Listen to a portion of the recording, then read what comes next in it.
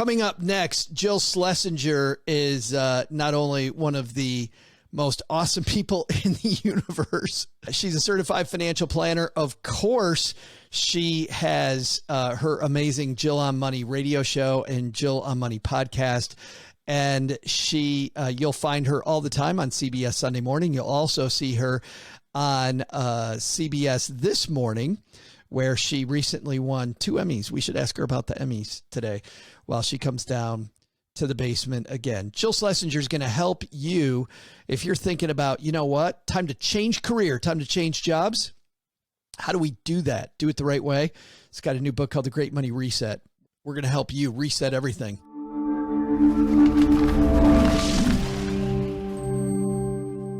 And I'm super happy she's back. Jill Schlesinger back in our virtual basement. I'm so happy to be in the basement. Well, I got to ask you, are you in your barndominium? I am embarrassed because I don't know what that is until one of my faithful listeners pointed it out. Did you know what a barndominium was, Joe? I had no idea until I was listening to your show. And it's a thing. I was right there with you. It was a cool thing for a guy that lives in Texarkana, Texas, Jill. That would be awesome. Yeah.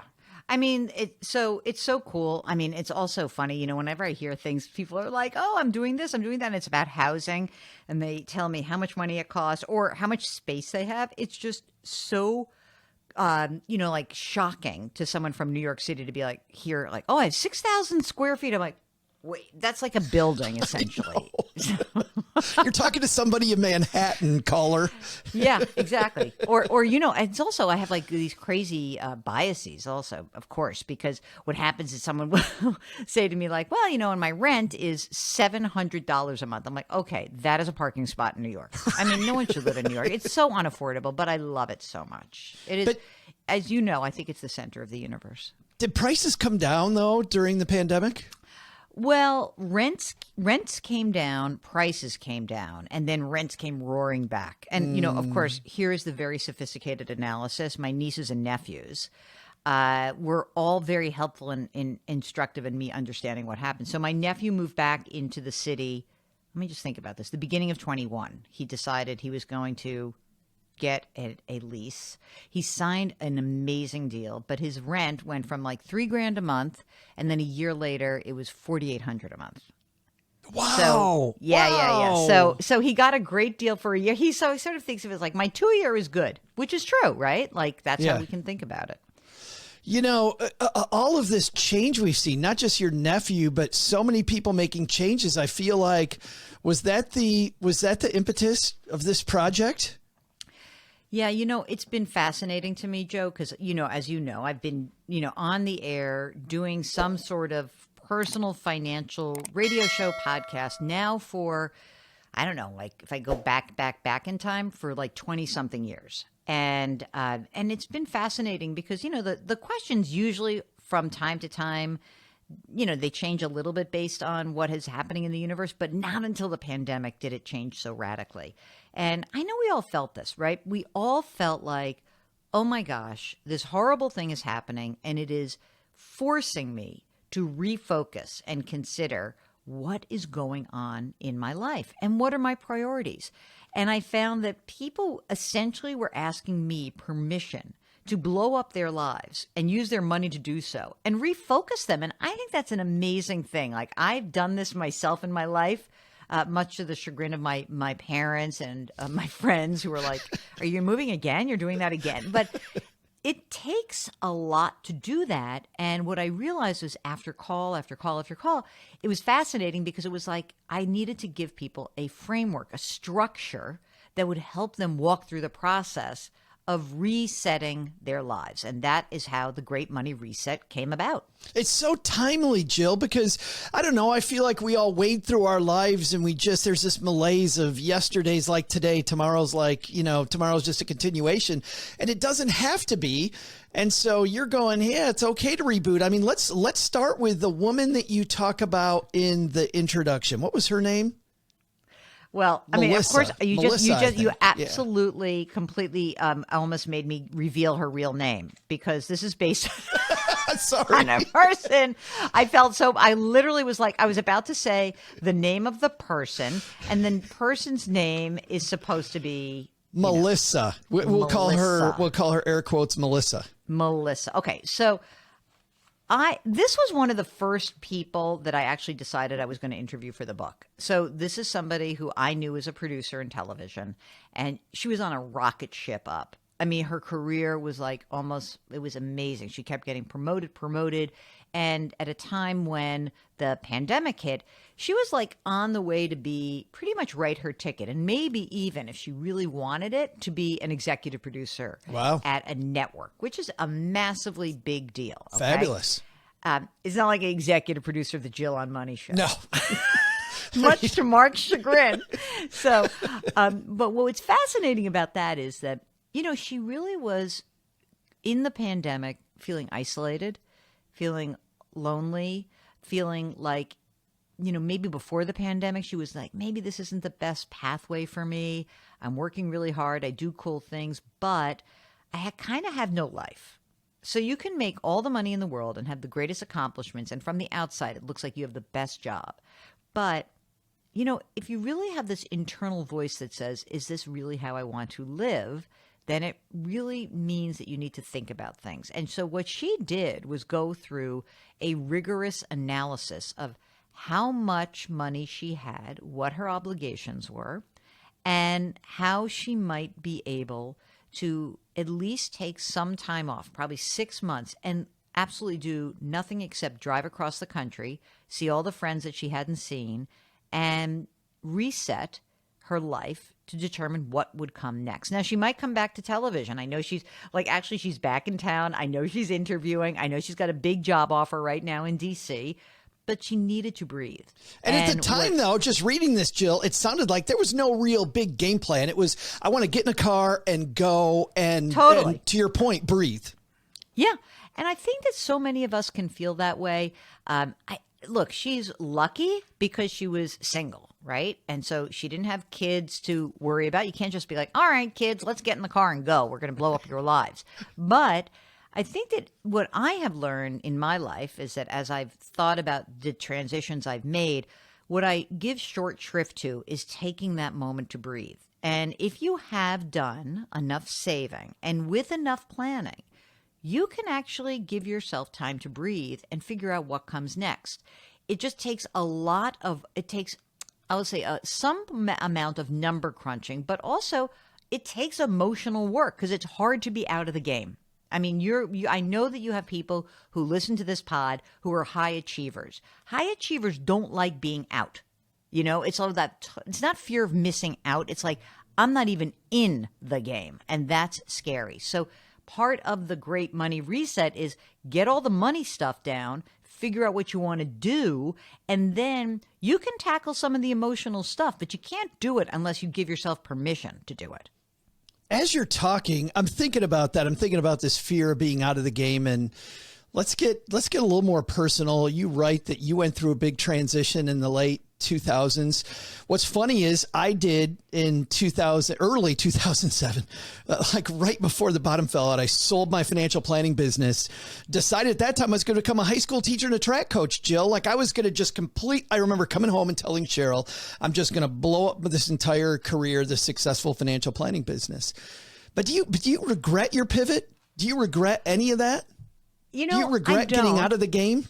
No, I don't. I mean, first of all, I was constitutionally not the right kind of person to be a financial planner over the long term. I really wasn't. I did it for 14 years. I built up a nice business. But when I say constitutionally, what I realized was, so there's a couple of things I realized. I love talking to people. I love helping people. But the ongoing burden of really feeling deep care and responsibility for people weighed on me so much that I think I was like the doctor who couldn't figure out how to create boundaries. Oh, yeah. And so that was hard. Also, what I also learned, frankly, is that I built up this business with all like great, with great notoriety. And I didn't really want a big business. That's not who I am. And I sort of stumbled into it. All of a sudden I'm managing $650 million and it's 2000, again, like same as you, like sort of end of 2007-ish and going into 2008. And like, I don't really like being a boss. I had a bunch of employees. I don't really like having business partners. I had a business partner. And I really thought I had to do something different. And I had a wonderful friend who really helped me make this transition. And her name is Maureen. And the weirdest thing about this is, so, not to go too deep right now, but Maureen's like one of my besties, right? She's so like organized and she always like very hyper manages her career. And she would say to me, you need a pink binder. And I'm like, a pink binder? What on earth are you talking about? So this is old school, right? It's 2007, 2008. And she's like, we're going to get a 3-ring binder. We're going to put paper in it. There's going to be dividers. And we're going to have you talk to different people. And you're going to do your money stuff. But now you're going to start talking to all the different people that you think would make you help form an opinion about what comes next for you. Because I didn't say I'm getting out of financial planning and I'm going to work for CBS News. That is not what happened. I did a lot of legwork for that. And it was really great advice. And it's important that you take advantage of these times. So you ready for like the stunning, sad part of this story is that Maureen, one of my very best friends, died at the end of that last November. Suddenly, horribly. But it was like this. So when she was diagnosed with an advanced form of cancer, I got her a pink notebook. And I said, okay, what do you want to do with the rest of your life? Because I don't know how much longer you're going to be here. And we used the pink notebook for her to think about what are the things she needs to do as she approached the end of her life.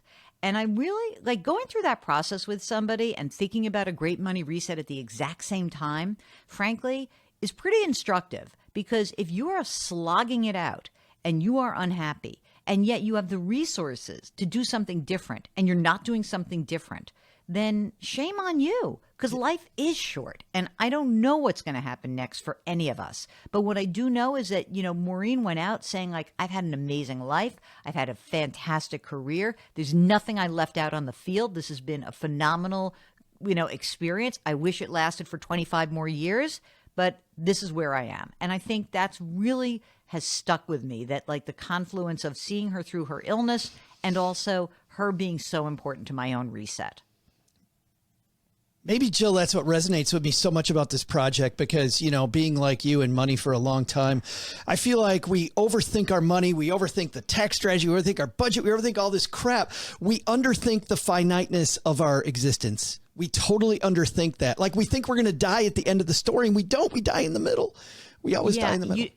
And you don't know, right? And you really don't know. And so what I think was interesting amid the pandemic is that the life and death aspect of what is happening really did refocus so many people. And I think there are stories, like I told the story of 2 different nurse anesthetists who were really like on the front line of the pandemic. Couldn't imagine having that job.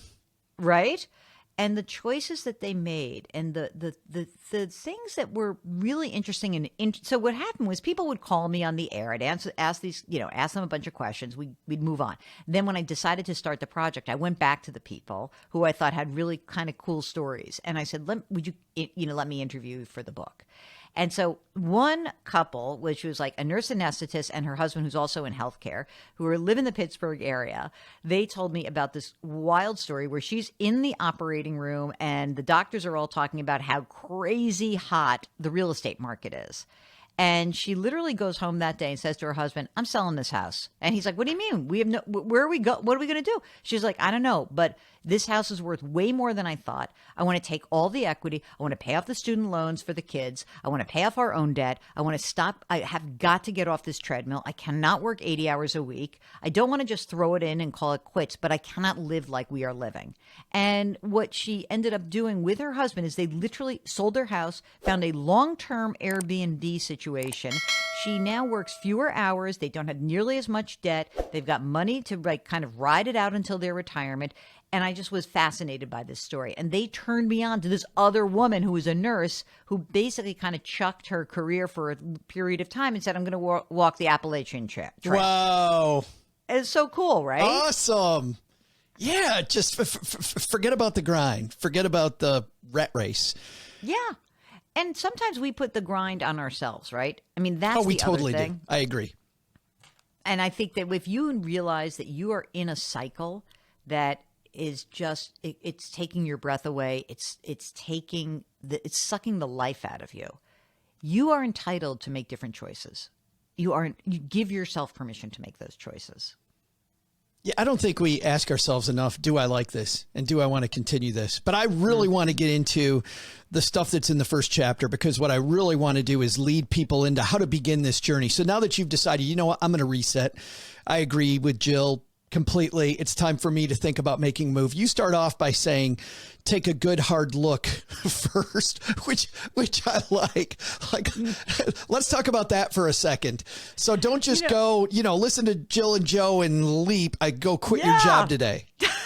Yeah. You know what? These two people were so exciting and I'm just going to chuck it all. Okay. Listen, here's the thing. When you're thinking about fantasizing about making a proactive change, maybe it's like, I'm going to tell my boss to, take a hike, or maybe it's like, I want to move someplace else. I think that the funny thing is we fantasize about it, but we don't make it a reality, right? We get stuck. We're stuck in neutral. We can't break with our existing reality. So here's the deal. As you might imagine, if you want to reset to a new place, you have to start with where you are today. You've got to take that good, hard look. And this starts with a basic calculation. Joe, I know that you tell people to do this all the time, but you tally up what you own, your assets, and what you owe, your liabilities. So that's kind of gives you one first part of this. Now, I think that what I learned a lot during the pandemic around that I maybe gave short shrift to before the pandemic was the idea of liquidity, the ability to get some of your assets in your own hands without a tax liability or without having to sell some big piece of real estate. So I think that's important. And, when you think about that part of it, the pandemic was like the world of the unknown. When you're going through any transition, it is going to be an unknown territory, and you probably are going to need more cash than you think. That's what I believe, and I've learned. So the next part of this is that you really got to figure out, what's coming in, and of course, what's going out. And so I think when you take a good, hard look, it will provide you with more control. It will allow you to make smarter and more thoughtful decisions, and maybe take some more nuanced risks. I love these. You have these split, what you just said. I want to break them down even a little more, Jill, before we go. Calculate the resource at your disposal, to your point, with an eye on liquidity. What can I get and use for this reset? Number 2, your debt and liabilities. What do you think about paying off debt before you make the leap? I'm not sure about that. It completely is determined by what your whole situation is, which is why, Joe, you know this, that I cannot stand people who prattle on about this is what you need to do for everyone. That is not true. Some people can pay off debt. Some people can't pay off debt. Some people have 2.85% 30-year fixed rate mortgages, and you have got to understand just how beautiful that is. You have to really consider that paying that off may not be in your best interest.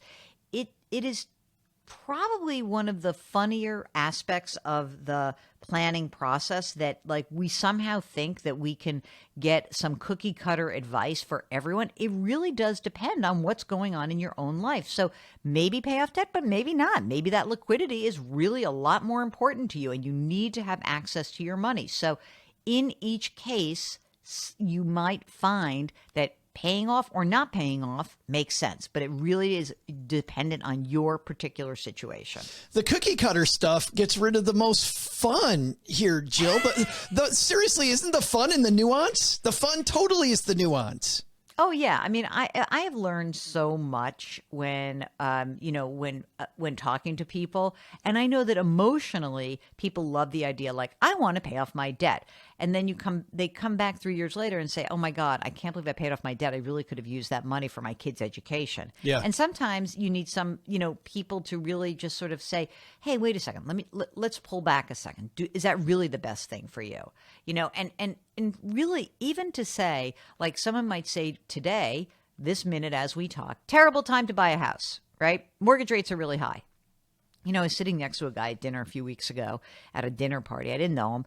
And he said to me, he goes, I think it's so funny. He goes, these kids are freaking out. They're paying 6.5% 30-year fixed rate mortgages. My first mortgage was a 14% mortgage, and I still made a ton of money on the house. And it was the right house for me at the right time. And since I had 18% CDs, I could actually kind of hang into that situation. So even the advice of like, don't buy a house right now, or maybe you should buy a house, it's really about what's going on for you. Which, by the way, brings up the next piece. Consider your housing situation. I wasn't surprised to see that, Jill, because you see people that are, they're all about clipping coupons, but they don't realize, housing, auto, groceries, like your big three. Yeah. It's funny about the housing market because it really did get distorted amid the pandemic. So, I look at this couple in Pittsburgh and I realize like, wow, that was an amazing do, right? Like sell, hang out. But people are really scared of this. And I think that a lot of folks become overly attached to their homes. I was talking to a woman recently. She's a widow. And she said, I'm so scared of selling my house. I said, what's the fear? I said, you're not going to be homeless. You've got a pile of money. She goes, I don't know. Like I've had this house for 25 years and it was like my forever home. And I was sort of like, forever's a long time. You thought your husband was going to live for another 25 years and he's not here. So, I think that sometimes selling can be this really freeing opportunity. And I think that what's important as people are considering their great money reset, a lot of it does have to do with where you're living. And some people say like, well, I don't want to sell it because what if I want to come back? Well, let's do the work up front. Let's make sure that you check out where you're going first and we do a little taste test. And maybe you rent your house for a year, but then like once you make a decision, make a decision. Most people don't have the ability to just own lots of homes, rent them out, be distant landlords. It doesn't usually work out so well. What's that philosophical? It's like Jean-Paul Sartre. I think, sorry, French people, I just murdered his name, but it's like the absence of a decision is still a decision. And usually it's a suboptimal decision, right? Yeah. And you know what? You can go through all of the questions, calculations in the world and come to a conclusion, which is, I don't really want to blow up my life. That is valid.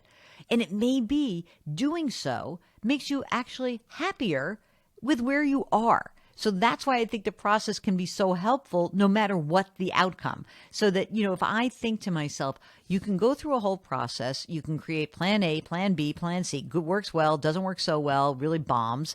And you come to a conclusion, you say, you know what? I don't know if I really want to do this. It's okay. My friend Michael Goodman, who is a money manager here in New York City, he's been on our show a bunch.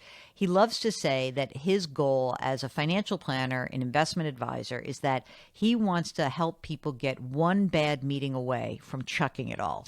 Meaning, you're like, I don't care. This was like, that meeting sucked and I'm out of here. Like, but you want to know that going in. You don't want to have a bad meeting, not know what the numbers are. So when you're thinking about a reset, know that it may actually just give you more freedom. And that can be so wonderful and make you happier today. Well, that's what I like about this process. Instead of coming home from a lunch where maybe the tuna disagreed with you, so you decide to quit your job, instead you walk through these 5 pieces with your pink notebook and you are diving into each of these pieces, which gets your not just your conscious brain, but your subconscious brain working on how is this actually going to work? And then I think you kind of can work through the emotions of the whole process as you so eloquent, but say much better than I do in the book. You talk about consider your spending habits. That one to me is obvious. And you dive into all of these much, much deeper later on. But last is, and this one surprised me, Jill, consider obligations you might have to others before you leave. What's that about? I think that people, especially post-pandemic, have really taken on a bigger connection to many of the people in their lives, right? And you may have decided say 15 years ago, that, I'm just Jill, I'm just Joe, I'm my own, blah, blah, blah, blah, blah. But, things shift, okay? Things shift over time. And I think that what becomes very interesting to me is that if you and a spouse said, hey, we really want to pay for our kids' college, and then you're like, I hate my job, I don't want to do that anymore, but you've already said you're going to pay for your kids' college expenses. That's something you committed to. That's an obligation you made. What about your parents? A lot of people were like, oh man, I just learned that my parents are in horrible financial shape amid the pandemic. We started talking about it more. Maybe that's something that you are going to have to take on. I always like to call it the bust out brother. Like, do you have a bust out brother who's like the greatest guy in the world, but always running into trouble? And you're going to actually have to take care of that kind of a person in your life. I think everybody does, don't we? Yeah. Doesn't exactly. everybody? And I just want people to at least understand that. I'm not saying you have to foot the bill for everybody, but, I think that these past few years has really focused us on what are our family ties? What are our obligations? How do we want to live? Is it more important to me to live in a way where I can be, there for my aging parents? I just had a 98-year-old mother-in-law die. If I had just, if we had just been like 10 years ago, we're moving to Hong Kong, Jackie's got a great opportunity. You know what? We wouldn't have been able to take care of her. And that was an obligation. It was something we always thought about. That. So while you have great opportunities, don't forget to factor all of that into your calculations. I love this. And all with a bias toward doing the thing that you love, doing the thing that you want to do. The book is called The Great Money Reset, Change Your Work, Change Your Wealth, Change Your Life. Available everywhere, I think. Yeah, and you can just go to my website, jillonmoney.com. You can get it wherever you find your books. Buy many, many copies. That's what I'm hoping for. As many as you can possibly swallow. Seriously, if somebody's thinking about talking to you about making a big, I know you're joking because I've known you for a while, but I'm not joking. If what's better than getting somebody a book that helps them do the thing they've been bitching about at every lunch you go to, right? Yeah, I mean, there is that. You're absolutely right. You're absolutely right. And you know what? And you can give yourself permission. And I think that's so cool. All right, two more things we have to do before we go. Number one is I would be remiss if I didn't ask you, nobody listens to Stacky Benjamin's Jill. It's just you and me. What's something secret nobody else knows about that's coming up on the show that you and Mark can't tell anybody else? Oh, I'll tell you something that's secret. It's amazing. So for the book, we decided we were going to, it was like some nonsense with the publisher, and they're like, oh, you should do an event. And then we started digging into it. And so we are going to be rolling out live webinars for the audience this year. So that's the secret that will be revealed soon. So the first live webinar is free, but we are going to be rolling out a series of them. It's going to be fun. Awesome. And if they go to Jill on Money, they'll get more about that. And then I got to ask you one more thing. What is that hardware sitting behind you? Those lovely golden statues. So I am so lucky, and I have stumbled upon a career change that allowed me to nab a couple of Emmy Awards. And that's kind of the neatest thing in the world. So it's not like, first of all, full disclosure, I am more tickled pink than anybody else about this. It's just fascinating to me that, I can't believe I am so lucky that this happened. But those are Emmy Awards, one for CBS Sunday Morning during the pandemic era, because that year CBS Sunday Morning won the best weekend broadcast or best tape show or something like that. And I had done 8 or 9 pieces for the show, and so it entitled me to an Emmy. And the other one is because CBS Mornings just won the best morning show, and because I appear enough, I was part of it. So psyched and pumped for that. And they're in the background. I'm psyched just because I know you. Because I cannot stop it. Hey, I know the Emmy winner. I know the Emmy winner. But did we not fall in love with each other almost immediately? Oh my God. You were the sister by another mother, immediately. I don't know what the hell. I was telling everybody afterwards, I'm like, I don't even know this woman. And I felt like she was my BFF immediately. I know. And I love that. And I really do love that. I find it to be one of the beautiful benefits. And we were just talking about this before we went on the air, that, it's so lovely to meet other people in the industry. So it's people will say to me, isn't Joe your competition? I'm like, I guess, but I never think of it that way. I think of like there's a bunch of people who do what we do and we really like each other and it's so cool. And I would not be where I am without people like you that have been very big cheerleaders for me. So thank you. Well, you are amazing. It's very easy to cheerlead for you. We'll have links to everything, Jill, including the Great Money Reset on our show notes at stackingbenjamins.com. Jill, thank you so much. Great talking to you again. Thanks for having me.